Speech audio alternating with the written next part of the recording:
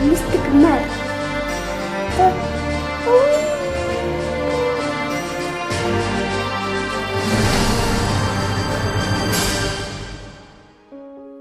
Амьдралын өнгө нэвтрүүлэг Чулуун доржийн Перле Баатарын амьдралын нэгэн хэсгийг үзэгч та бүхэнд төлөвлөж байна.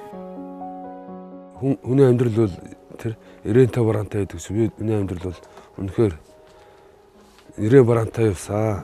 Тэрээр баг байхын нэлээд бардам зантай зодоонч хүүхэд байв. Учир нь оролцсон тэмцээн болгондоо тэргүүн байранд ордог байсан учраас бусдад инхүү дээрэнгүү ханддаг байлаа. Тэгээ би чи 10 дугаар ангиа төгсөөд цэрэгт яваад цэргээсээ халагдсны дараа цагдаагийн байгууллагад тэнд цагдаагийн байгууллагад ажилласан юм байна. Цагдаагийн алба түүнд зогсонгүй. Тэрээр архийг маш ихээр хэрэгэлдэг болсон байна. Би тэгээд одоо 97 оноос 2013 он хүртэл 20 жил ингээ арх уусан байт юм аа.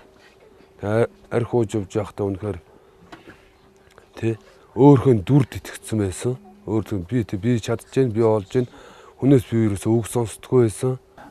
Манай гэр бүлийн хувьд бол одоо яг 5 эрэгтэй, 3 эмэгтэй байдаг. Тэгээд 5 эрэгтэйгийн маань ер нь 4 нь одоо архины асуудалтай байсан. Тэгээд тэрнээс бүр 3 нь одоо гудамжинд гартлаа одоо ингээ архи уусан.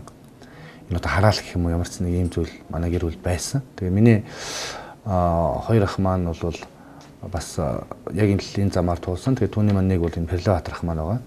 Яг зүрх сэтгэлээр болохоор яг бурханд яг итгэж яваагүй. Яг тийм хүмүүсээс юм авахын тулд нэг хэсэг явж исэн. Тэгээ сүүлдээ яг үнэхээр болохгүй юм ээ, буруу юм ээ гэдгийг мэдээд яг үнэхээр зүрх сэтгэлээсээ бурханыг дагж хүмүүсийн төлөө хүмүүст сайн мэдээд тарах зорилгоор бас өөрийнхөө амьдралыг өөрчлөх, өөрийгөө ч гэсэн өөрчлөх зорилгоор яг Есүсийг амьдралдаа хүлээж авсан. Тэр нь болохоор 2006 оны 7 сарын 9 бисээ яг тэр өдрөө би усан баталгаа хийлгэж яг Есүст итгэжсэн. Перле Баатар соёлмаа хоёр архинаас гаргах сургалтын дээр танилцсан бөгөөд тэр өдрөөс бие биендээ дасаж өнөөдөр мэгэн шин гэр бүлийг бий болгосон байна. Гэхдээ энэ гэр бүлийн тэргүүн нь Есүс Христ юм аа. Тэгэл арх ууж ерөөсөө үхий л гэсэн тий. Ерөөсөө амьдрал ерөөсөө алга урд нь би тий янз бүр юм тариаж ууж исэн. Архинаас гарах гэж ерөөсөө эдгээр бол надад ямар ч үр дүн бол ерөөсөө өгөөгүй. Манай Перле Баатар ах маань бол одоо Уран аймгийн хар нүд зах дээр бол бас нэлээд олон жил бол одоо архи уусан. Тэгээ нутгийн хүмүүс бол мэдээж сайн амтахгүй байгаах. Гэхдээ ийм хүн яаж архинаас гарваа гэдэг тэр хамгийн том асуудал байгаа. Тэгэхээр миний хувьд гэсэндээ би Есүс Христ итгээд тэгээ үүнийхээ дараа өөрөө архи тасныхаа асуудлыг шийдээд эргээд сайн сайхан амьдрал руу орж явах үедээ Бурханаас ханд залбирдаг байсан. Тэгээ миний хувьд өглөө болгон эзнээс залбирангуйхдаа гэр бүлийнхнийхээ одоо нэрсийг бичээд ингээд залбирдаг байсан байгаа. Тэгээ одоо тэгээд ингээд архинаас гарсан чөлөөлөгсөн чи үнэхээр амар тайвныг аваад үнэхээр сайхан байна уу ингээд тасарсан харилцаа. Ах トゥ дүр нь урд нь ингээд тоохоо байлдсан байсан байл одоо ингээд бүгд инээд баяр хөөртэй ингээд уулзаа тий өсөлтөөр зэлтэй амьдарч байна. Тэгээ яг ингээд бурханд итгэсний дараа тий бид нэр тий хамгийн зан айш оюун бодол өөрчлөгддөг юм байна.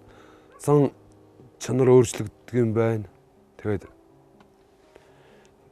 хүний хайрлах сэтгэл их төрдөг юм байна. Тэгээд хайрлах сэтгэл их төрдөг юм байна. Энэ бүхэн бол Бурхны хийсэн ажлаа. Энэ бол миний хийсэн ажил чинь. Энэ бол ариун сүнсний хүч чадлаа. Ариун сүнсний хүч чадлаар бас гин нүглээсээ өөрчлөгдөж байгаадаа үнэхээр баяртай байна. Библиэлд зөв мэт санагдавч төгсгөлд нь үхэл рүү хөтөлдөг зам байдгаа гэж бичсэн байдаг. Үнэхээр Есүс Христэд итгэсэн тэдний итгэл тэднийг муу мухагаас чөлөөлсөн. Архи болоод бусад буруу зуршлаасаа салсан байна. Танай гэр бүлийг эзэн бурхан ивээх болтугай.